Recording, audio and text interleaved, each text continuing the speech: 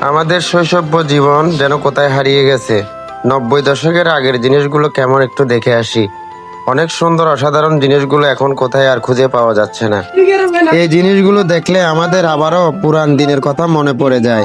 ছোটবেলায় যখন এগুলো দেখতাম আসলে অসাধারণ, আমাদের মনগুলো ভরে যেত। আসলে এই জিনিসগুলো কোথাও যেন হঠাৎ করে উধাও হয়ে গেছে। আপনারা যারা যারা এই জিনিসগুলো দেখেছেন অবশ্যই একটু কমেন্টে জানিয়ে যাবেন।